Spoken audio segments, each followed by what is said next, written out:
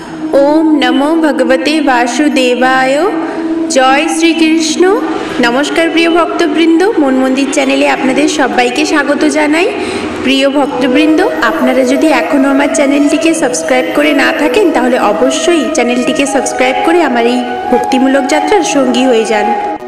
जीवनेर पथे आध्यात्मिक ज्ञान एवं पवित्रतार सन्धाने आजकेर এই विशेष पर्वटी उत्सर्ग करছি সেই মহাধনীকে, যা প্রতিটি শুভ অনুষ্ঠানের সূচনায় আমাদের মনকে ভরে তোলে এক অনাবিল শান্তি ও শক্তিতে। হ্যাঁ, আমি শঙ্খধ্বনির কথা বলছি। হিন্দু ধর্মে শঙ্খ কেন এত পবিত্র, কেনই বা শুভ কাজের আগে শঙ্খ বাজানো হয়, এর নেপথ্যে লুকিয়ে আছে কোন প্রাচীন কাহিনী? আসুন সেই গভীরে প্রবেশ করি।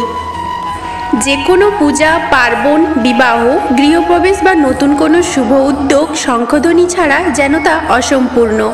এর প্রথম এবং প্রধান কারণটি হলো পবিত্রতা ও শুদ্ধিকরণ। কেন শঙ্খ বাজানো হয়? অশুভ শক্তির বিনাশ করতে আমাদের শাস্ত্রমতে শঙ্খধ্বনি যতদূর পর্যন্ত পৌঁছায় তার বাতাসের অশুভ শক্তি এবং নেতিবাচক কম্পন দূর হয়। শঙ্খের সেই গভীর ধ্বনি এক পবিত্র রক্ষাকবচ তৈরি করে, যা পরিবেশকে শুদ্ধ করে তোলে। সৃষ্টির আদিম ধ্বনি ওম।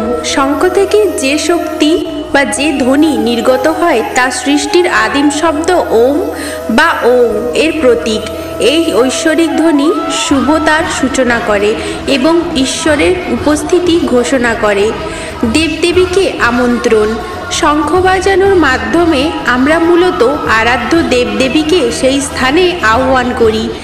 এটি এক প্রকার জয়ধ্বনি, যা ঘোষণা করে, হে দেবগণ, আমরা প্রস্তুত, আপনাদের আশীর্বাদ বর্ষিত হোক। শঙ্খের মহত্ব কিংবা তাৎপর্য কী? শঙ্খকে স্বয়ং ভগবান বিষ্ণুর প্রতীক রূপে মানা হয়। তার হাতে শঙ্খ, চক্র, গদা এবং পদ্ম শোভা পায়। শঙ্খ ধন ও সমৃদ্ধির দেবী মা লক্ষ্মীও অত্যন্ত প্রিয়, কারণ শঙ্খকে সম্পদ এবং শুভ চিহ্ন হিসেবে দেখা হয়। তাই বিশ্বাস করা হয় যে বাড়িতে প্রতিদিন নিয়ম করে শঙ্খ বাজানো হয় সেই বাড়িতে মা লক্ষ্মী চিরস্থায়ীভাবে বাস করেন এবং সুখ সমৃদ্ধি বজায় থাকে।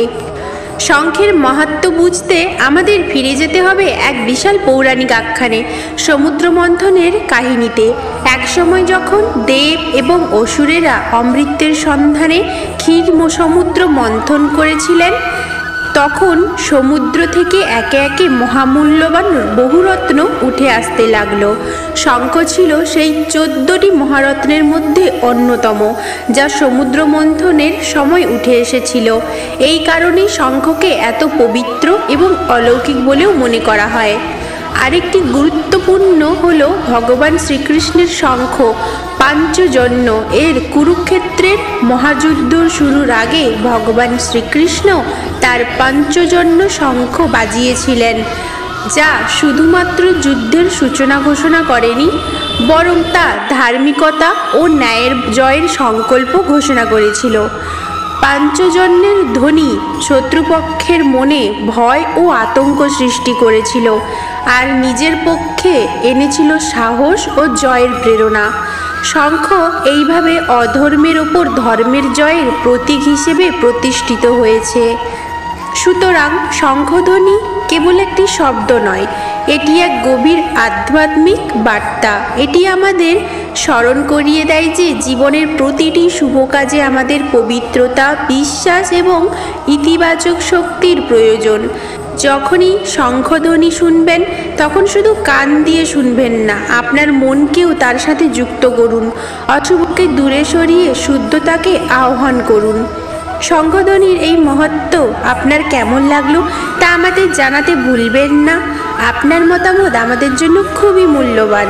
প্রিয় ভক্তবৃন্দ, ভিডিওটি যদি ভালো লাগে তাহলে অবশ্যই একটি লাইক করে দিন এবং এই জ্ঞান সবার মাঝে ছড়িয়ে দিতে আপনার বন্ধু ও পরিবারের সাথে শেয়ার করুন। আর নিয়মিত আধ্যাত্মিক ও পবিত্র কাহিনী শুনতে আমাদের চ্যানেলটি সাবস্ক্রাইব করে বেল আইকনটি প্রেস করে দিন। আবার দেখা হবে নতুন কোনো পবিত্র বার্তা নিয়ে। ততদিন ভালো থাকুন, সুস্থ থাকুন। ওম শান্তি। জয় মা লক্ষ্মী।